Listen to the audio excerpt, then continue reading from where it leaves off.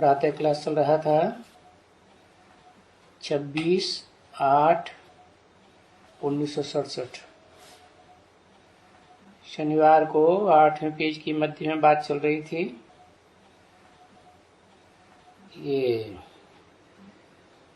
श्याम और सुंदर के ऊपर समझाना तो बहुत सहज है।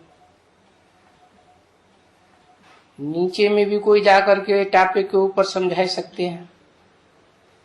नीचे माने क्या?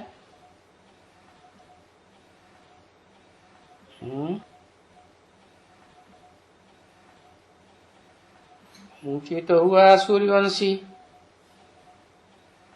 जिन्हें विष्णुवंशी कहें।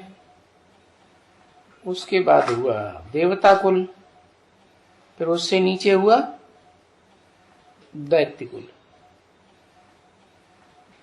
तो नीचे वालों को भी कोई जाके समझा सकते हैं, परंतु यहाँ तो सारे बुद्धू को बुद्धू।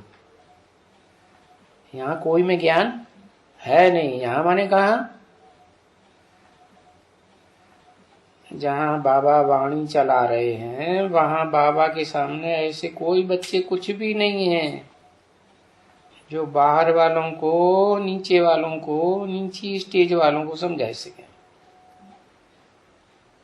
बाकी बाप तो समझाते रहते हैं, सर्विस के लिए ऐसे ऐसे सर्विस करो, कैसे समझाना चाहिए। बाप तो ऐसे ही समझाएंगे ना। बच्चों को लौकिक बाप तो ऐसे समझाते हैं ना। बच्चों को समझाते हैं कि अच्छे गुण धारण करो, बाप का नाम बाला करो, घर का नाम बाला करो, अपने कुल का नाम बाला करो। देखो, कुल भी तो होते हैं ना। अब तुमको मालूम पड़ा कि हम किस कुल के हैं? मालूम पड़ा है या नहीं मालूम पड़ा? किस कुल के हैं?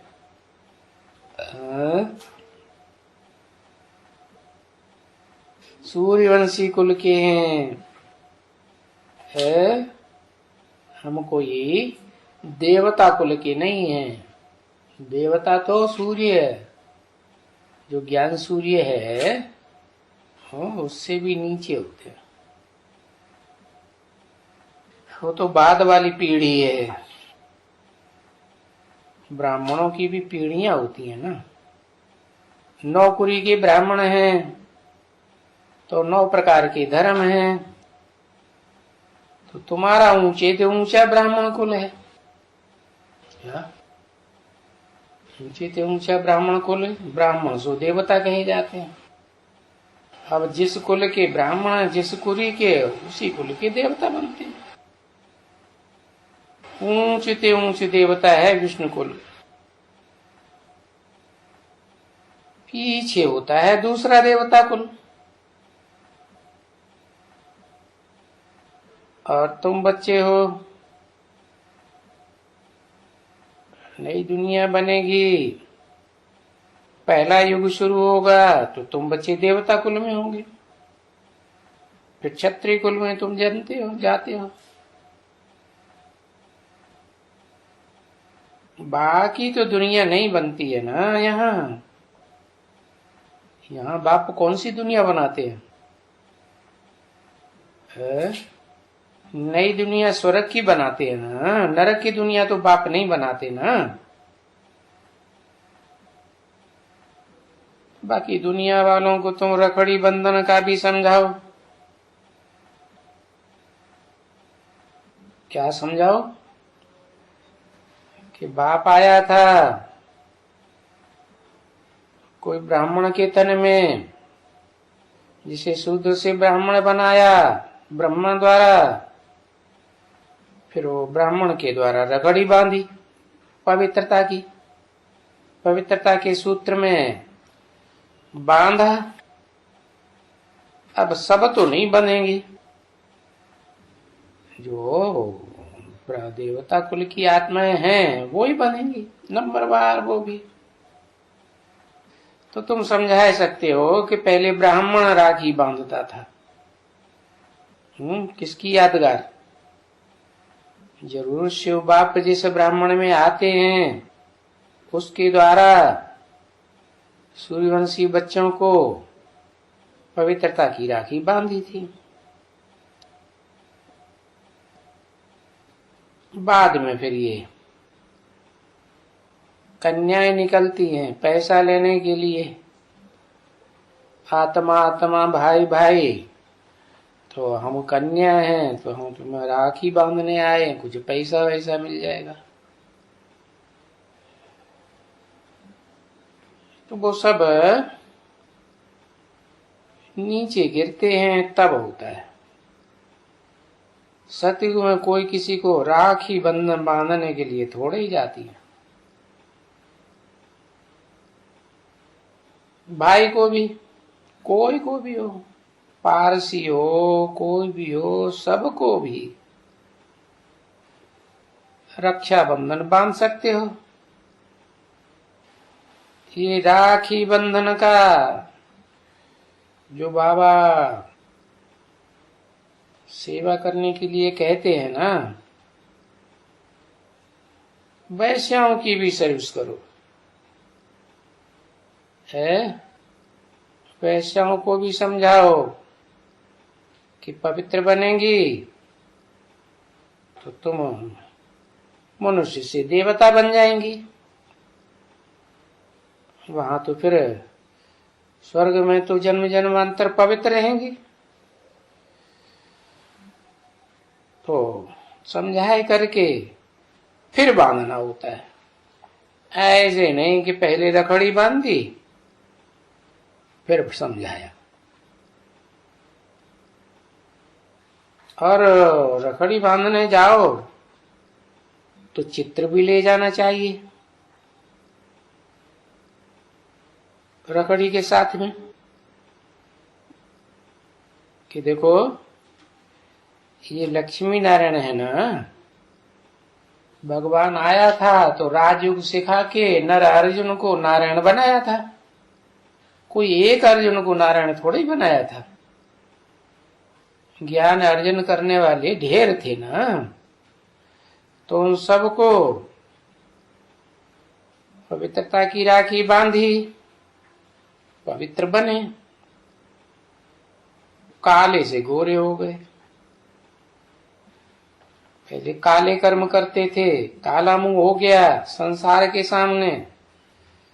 अभी बाप कहते हैं कि मैं आता हूं तो तुम सबको गोरे कर्म करना सिखाता हूं। क्या काला कर्म और सफेद कर्म होता है ना, काली बातें झूठ वूठ बोलते रहते हैं तो काली बातें हो गई। काले संकल्प भी होते हैं, अच्छे शोभावना के संकल्प भी होते हैं, गोरे संकल्प। देखो ये रखड़ी बांधने से पवित्रता की राखी की यादगार है, तुम गोरे बन जाएंगे। अभी तो तुम काली हो गई, संसार में तुम्हारा काला मुंह देखते हैं, ये तो नहीं समझते कि ये कोई गोरा बनाती हैं, देवता बनाती हैं। जो तुम्हारे पास आते हैं उनको भी समझते हैं ये गंदे लोग हैं, अच्छी नजर से नहीं देखते हैं। तो अगर नहीं ये बंधन बांधेंगे तो फिर काली की काली ही रह जाएंगी, वैश्य की वैश्या ही रह जाएंगी, विष पीती रहेंगी, मूत पलीती बनती रहेंगी, पद मिलेगा नहीं, स्वर्ग में जा नहीं सकेंगी।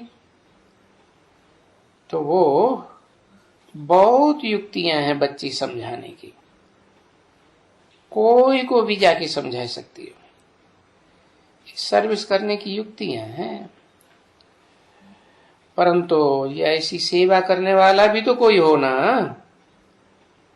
इतनी विशाल बुद्धि हो, जो गहराई से एक एक बात रखड़ी बंधन की, कृष्ण जन्माष्टमी की, रामनवमी की, दशहरा की, ये सब बातें विशाल बुद्धि से समझा सके। वही समझा सकेगा जिनको सर्विस का शौक होगा। और तो कुछ भी नहीं है। शौक होना चाहिए सेवा करने का, बस। जैसे बाप भी तो सर्विस करने आए हैं ना, है? बाप कोई झरमुई झगमुई करने थोड़े ही आए हैं, है? बाप ब्रह्मा के तन में आते हैं तो कोई को तुमने झरमुई झगमुई करते करते देखा क्या? किसी से लड़ाई झगड़ा करते देखा क्या? नहीं। सर्विस ही समझाते रहे, इतना सहज समझाते हैं, बिल्कुल ही। तो तुम किसको भी समझा सकते हो, है? मैं तो बाहर की दुनिया में जाकर के नहीं समझाऊंगा, है? मैं किसको समझाता हूं, है?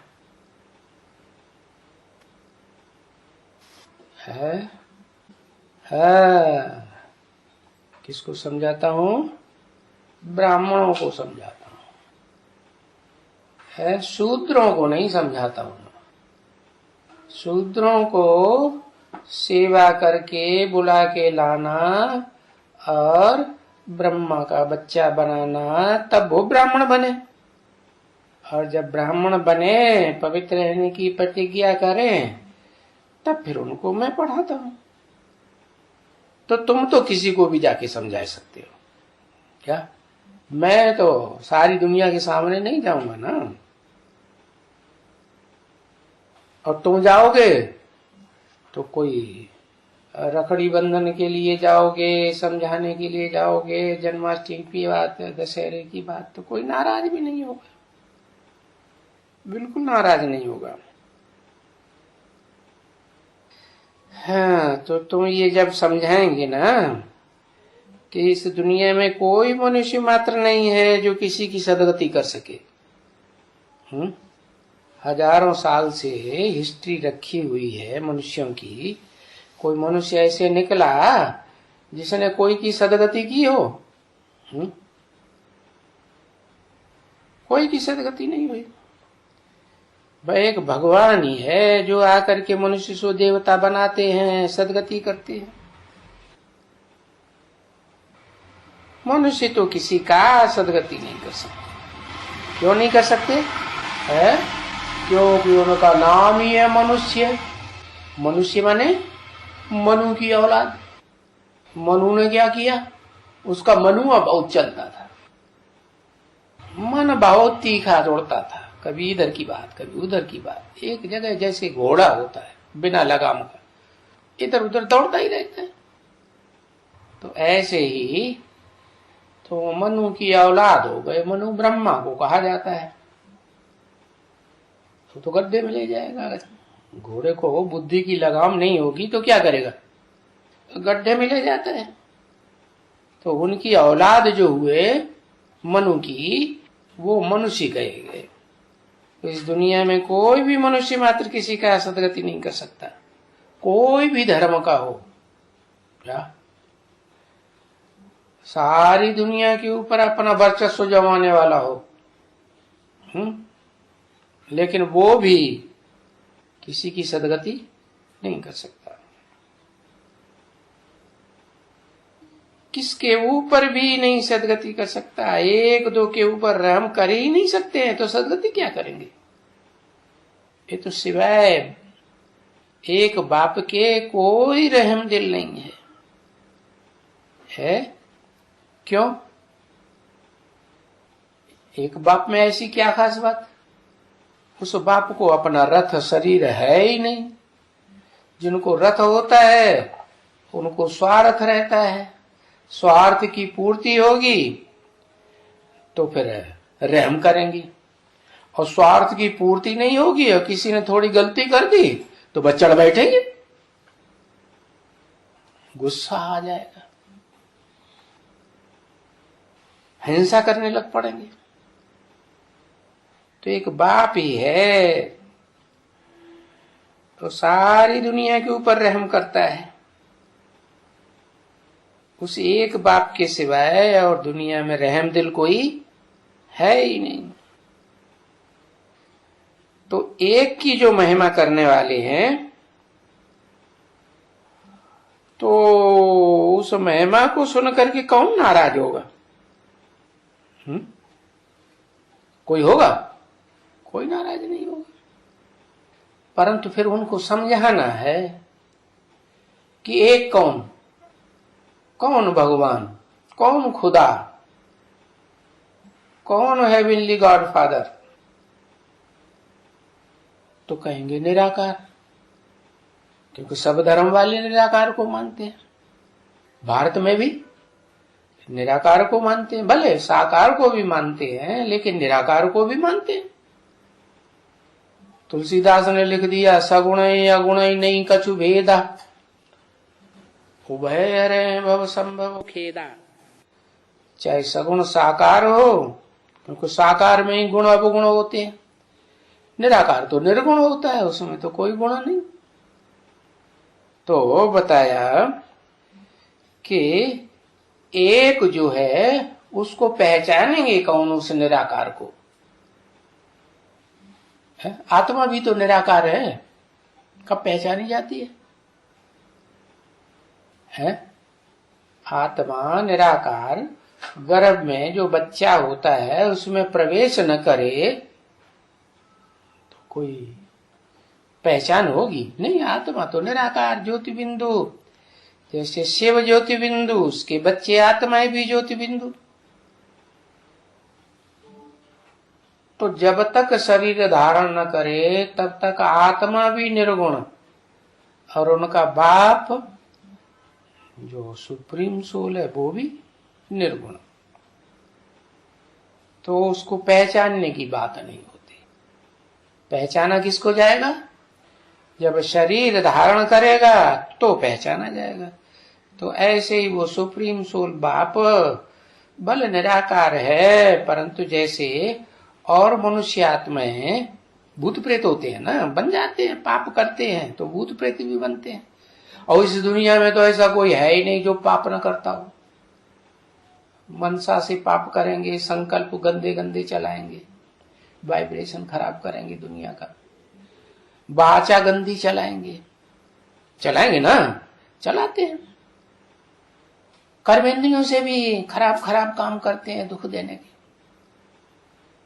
तो ऐसा तो कोई है ही नहीं जो पाप न करता। और पाप करेंगे तो रिजल्ट क्या आएगा? भूत प्रेत बनते हैं। बहुत पाप करते हैं तो फिर उनको अचानक शरीर छोड़ना पड़ता है, क्योंकि दूसरों की हत्याएं करेंगे गुस्से में आकर, तो उनकी भी कोई हत्या कर देगा। तो हत्या करने वाले या अपनी हत्या सुइसाइड करने वाले, उनको भूत प्रेत का जन्म मिलता है। तो जैसे वो भूत प्रेत प्रवेश कर सकते हैं, तो क्या निराकार भगवान प्रवेश नहीं कर सकता? अरे ये तो गीता में भी लिखा हुआ है, प्रवेष्टुम, मैं प्रवेश करने योग्य हूं। क्या? ज्ञातुम, मैं जानने योग्य भी हूं। ऐसे नहीं कि भूत प्रेत कोई प्रवेश करता है तो कोई पहचान नहीं पाता। पहचान है। क्या पहचान है? पहचान ये है कि जिसमें प्रवेश किया वो जैसे कर्म करता था, बात करता था, जैसी दृष्टिवृत्ति उसकी थी, वो दृष्टिवृत्ति कुछ चेंज आ जाता है, आचार व्यवहार में चेंज आ जाता है, तो पता तो लग जाता है ना। तो बताते हैं कि जब मैं प्रवेश करता हूं तो सवाल पैदा होता है, किस में प्रवेश करूं? है तो किस में प्रवेश करता है? तो क्या जवाब देंगे? है दुनिया में तो 500 करोड़ मनुष्य, और आत्माएं तो प्राणियों के रूप में ढेर की ढेर, 84 लाख तो योनियां ही हैं। है कौन है मुकर्रर? तो कैसे पता चले? है ये तो कह दिया मुकर्रर रथ में प्रवेश करते हैं। अब ये कैसे कर पता चले? एक में प्रवेश करेंगे, दूसरा कहेगा हाँ हम भी तो मुकर्रर रथ बन सकते हैं। तो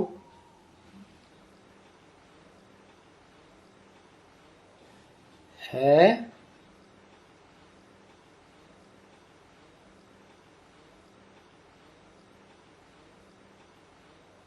20-25 साल की आयु वाले में प्रवेश करते हैं, वानप्रस्थ अवस्था में प्रवेश नहीं करते। अरे ये क्या बोल दिया? अनुभवी तन में प्रवेश करता है या छोटे बच्चे में प्रवेश करेगा? छोटे बच्चे में प्रवेश करेगा या कम अनुभवी में प्रवेश? बूढ़ा ज्यादा अनुभवी होता है कि कम उम्र वाला ज्यादा अनुभवी होता है? बुढ़ापे पे आ जाते हैं, जिंदगी देखी हुई है तो उसमें ही प्रवेश करते हैं। लेकिन ऐसे तो दुनिया में बहुत है ना, ऐसे ऐसे 60 साल के तो बहुत हैं, बूढ़े बूढ़े लोग बहुत हैं। तो उनके प्रवेश करने का वो कुछ नियम है, कानून है? कोई नियम कानून नहीं, जिसको चाहेंगे उसी में प्रवेश कर जाएगा। अरे नहीं, धर्म पिताएं आते हैं तो जितना ऊंच धर्म पिता होगा उतने ही ऊंचे रथ में प्रवेश करेगा। क्या नियम है ना, बताया ना कि जो सेकंड नारायण है सतयुग का, उसमें दुनिया का सेकंड नंबर का धर्म पिता प्रवेश करता है। थर्ड नारायण है, उसमें थर्ड नंबर का धर्म पिता प्रवेश करेगा। फोर्थ क्लास नारायण है तो फोर्थ नारायण में प्रवेश करता है। जैसे हर धर्म की डायनेस्टी चलती है ना, ऐसे ही देवताओं की भी डायनेस्टी चली है। तो ये नियम हुआ कि जो जितना ऊंचा धर्म पिता होगा उतने ऊंचते ऊंच में प्रवेश करेगा। ऊंच किसे कहते हैं? ऊंचे कर्म करे तो ऊंचा, नीच कर्म करे तो नीचा। तो बताया कि मैं उसमें प्रवेश करता हूं जिसने पूरे 84 जन्म, एक जन्म भी कम नहीं, ऑल राउंड पार्ट बजाया। और वो तो मैं ही जान सकता हूं कि वो निराकार भगवान जो जन्म मन के चक्र से न्यारा है, वो तो जानता है कि वो आत्मा कौन सी है इस सृष्टि रूपी रंगमंच पर जो ऑलराउंड पार्ट बजाती है, और क्या पार्ट बजाती है, कैसा पार्ट बजाती है। अच्छे पार्टधारी में प्रवेश करेगी या पापी में प्रवेश करेगी? जन्म जन्मांतर जिसने पाप किए हो, भले अंतिम जन्म में तो आकर के सबको नीचे गिरना ही है, नीचे नहीं गिरेंगे तो ऊपर भी नहीं उठेंगे। क्या गेंद है, पत्थर है, ऊपर फेंक दो, जितना ऊंचा जाएगा उतना उतना नीचे भी गिरेगा। तो जो नीचे नीचे गिरते हैं मैं उसमें प्रवेश करता हूं। अब सवाल ये है, नीचे तो बहुत गिरते हैं, पापी तो बहुत बनते हैं, तो उसे एक ही पापी की क्या बात है? हिसाब ये है कि कोई तो संग के रंग से पापी बनते हैं क्या, और कोई है ही पापी। जैसे बिच्छू है, वो क्या करेगा? वो तो उसको जिसके पास पहुंचेगा वो तो डंग मारेगा। सांप है, कितना भी उसको दूध पिलाओ पालो, मौका लगेगा उसके ऊपर कहीं गलती से भी उंगली या पांव रख गया और फट से काट लेगा, जोर से क्रोध आ जाता है। तो क्या नियम क्या हुआ? कोई नियम कानून हुआ ना? नियम कानून ये हुआ, जैसे माताएं होती हैं तो माताएं बच्चे जब बड़े हो जाते हैं, होशियार हो जाते हैं, तो उनके संग के रंग में आती हैं, रंगती हैं या नहीं रंगती है? रंग जाती है ना। सुनी सुनाई बातों में माताओं को जैसे बहुत विश्वास हो जाता है ना, बच्चों की बात पे तो और ज्यादा विश्वास हो जाता है। तो ऐसे ही वो उसमें प्रवेश करता है जिसका नाम रखता है ब्रह्मा। और ये तो प्रसिद्ध है भारत में कि 4 मुखों वाला ब्रह्मा, 5 मुखों वाला ब्रह्मा, माने 4-5 नाम के नामधारी कोई हुए हैं ब्रह्मा के रूप में, तो उनमें जो अव्वल नंबर ब्रह्मा है उसी में प्रवेश करेगा। अव्वल नंबर ब्रह्मा है तो माँ का काम क्या है? माँ में कौन सा गुण विशेष होता है? माँ में कोई खास गुण होता है या नहीं बाप के मुकाबले? है सहन शक्ति। तो सहन शक्ति जो है वो माताओं में बड़ी प्रबल होती है। बच्चे कितना भी परेशान करते हैं तो भी सहन करती रहती है। तो वो निराकार शिव जिसमें प्रवेश करता है और उसको जब ज्ञान होता है, भगवान जो ज्ञान सुनाते हैं सृष्टि के आदि मध्य अंत का, उस ज्ञान के आधार पर उसको निश्चय होता है कि मेरा ये पार्ट है। क्या क्या पार्ट है?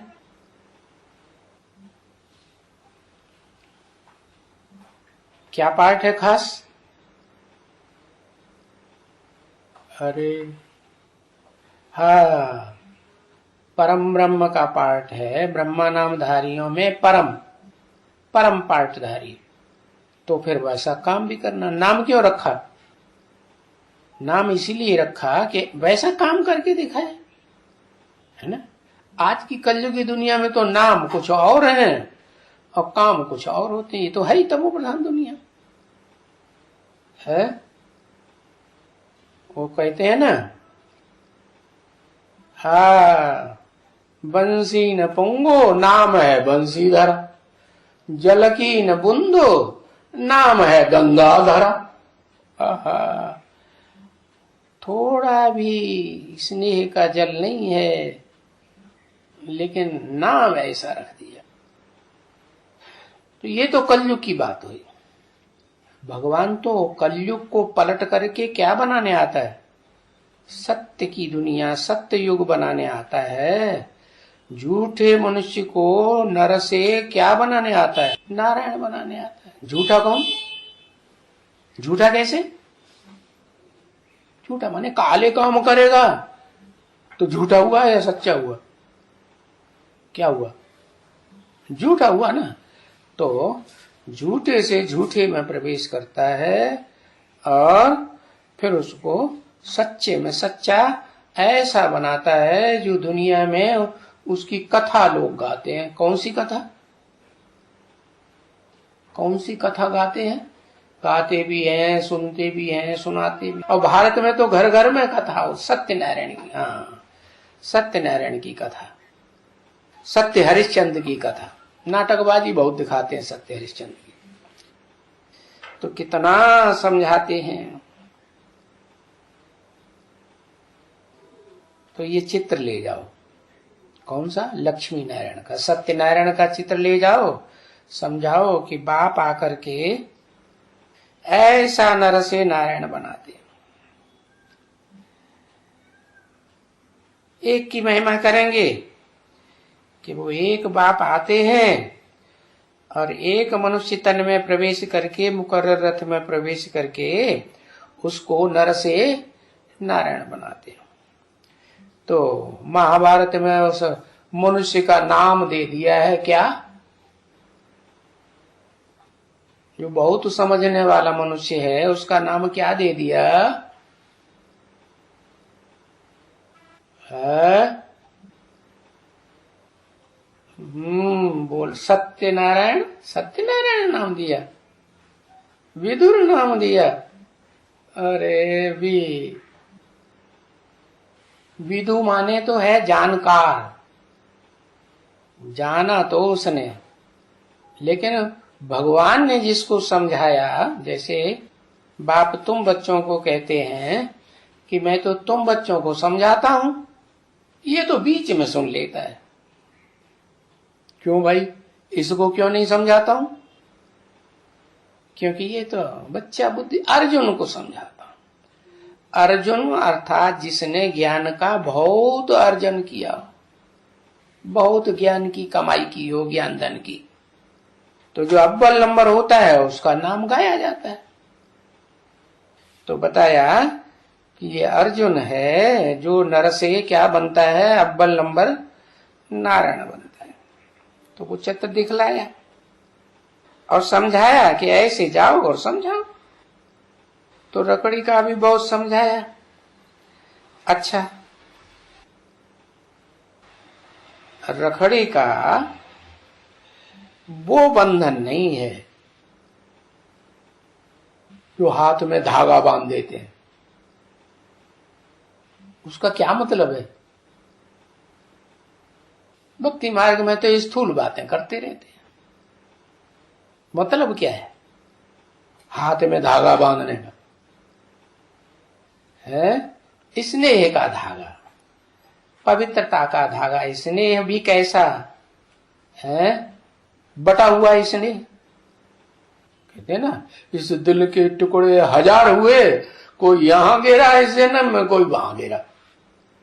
आप बताओ, वो सच्चा स्नेह होगा? है? वो सच्चा स्नेह तो नहीं हुआ। ऐसा धागा बांधना है कि वो स्नेह का धागा एक को प्यार करने वाला बने। जैसे तुम बच्चों को समझाएगा एक शिव बाबा, दूसरा न। तो ये रखड़ी का बंधन नहीं है कि जो धागा बांध दिया। और कहां बांध दिया? हाथ में बांध दिया। हाथ में धागा बांधने से क्या होगा? कुछ होगा क्या? अरे हाथ माने बुद्धि रूपी हाथ। क्या? बुद्धि जो है वो हाथ का काम करती है। जैसे बुद्धि से कोई बात कैच की जाती है ना, समझी जाती है ना, कैच की जाती है, ऐसे ही हाथ से भी कोई चीज पकड़ी जाती है। होता है ना? तो हाथ में धागा बांधते हैं। तो ये कोई रखड़ी का बंधन नहीं है कि स्थूल धागा ले लिया, स्थूल हाथ ले लिया और उसमें बांध दिया, नहीं। और वो भी धागा दाएं हाथ में बांधते हैं या बाएं हाथ में? दाएं हाथ। क्यों दाएं हाथ में क्यों बांधते हैं?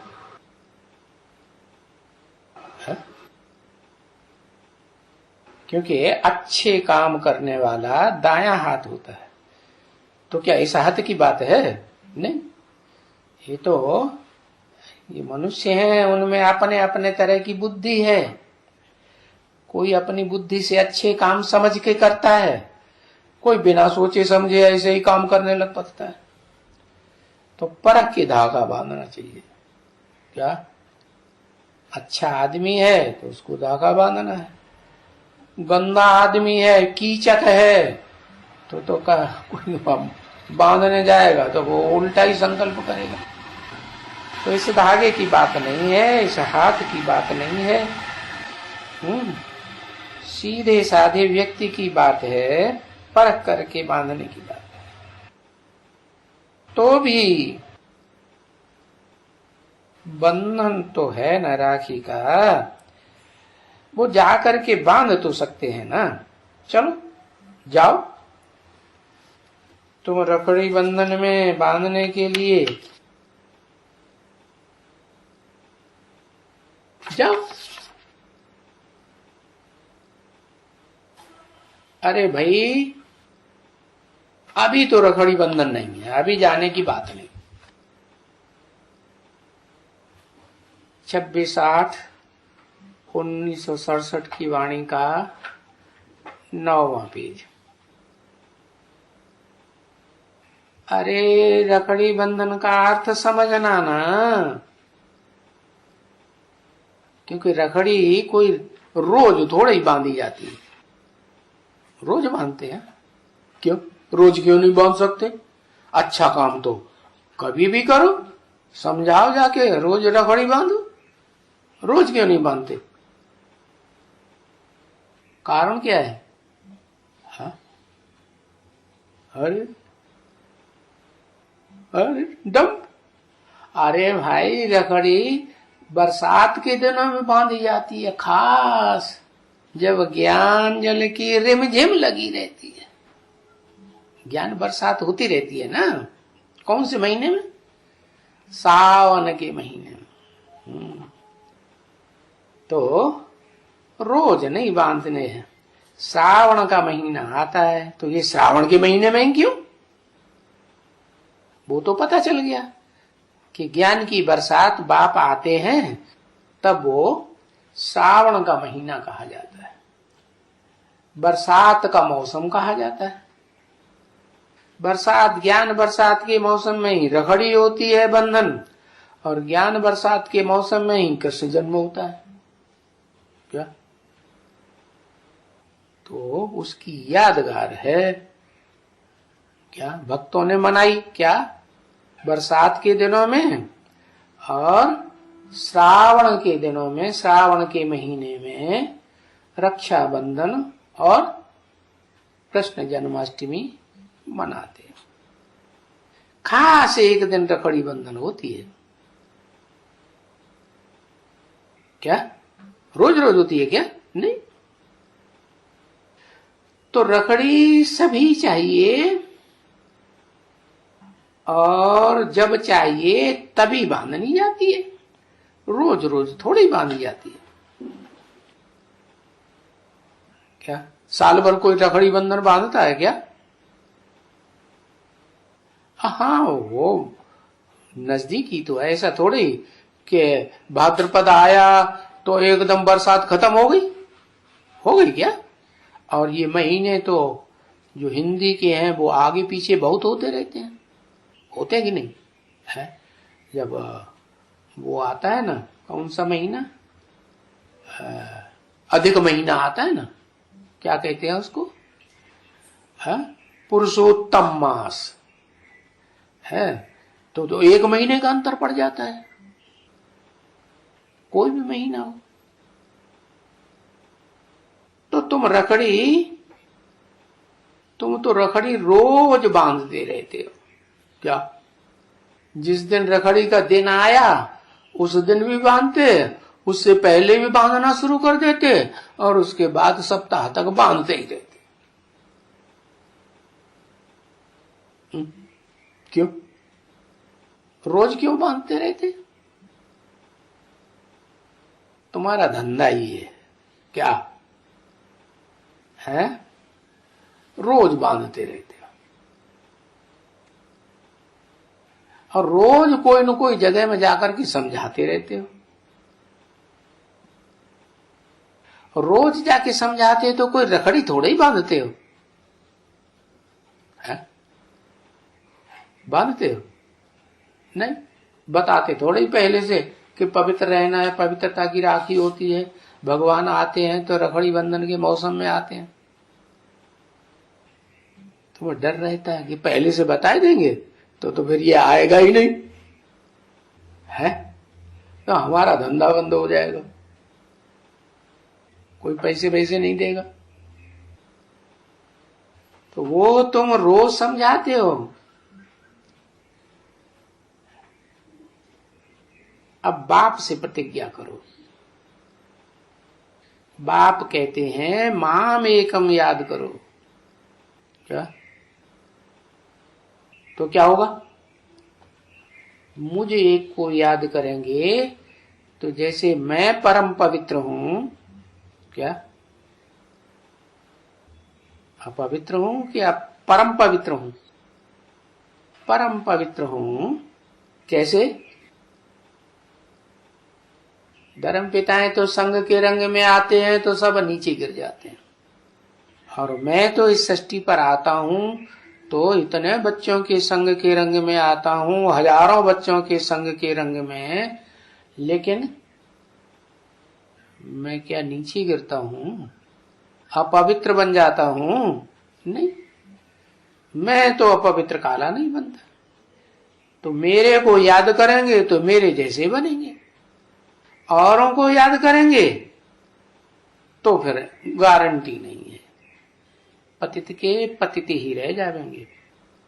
तो मैं ऑर्डिनेंस निकालता हूं, क्या कि तुम अगर मेरे को याद करेंगे तो तुम जरूर देवताओं की तरह गोरे बन जाएंगे, प्योर आत्मा बन जाएगी, पवित्र आत्मा बन जाएगी, तो पवित्र से पवित्र देवता बन जाएंगे। देवताएं भी नंबरवार होते हैं ना, नंबरवार पीढ़ियां होती हैं देवताओं की, नंबरवार जन्म होते हैं। ओम शांति।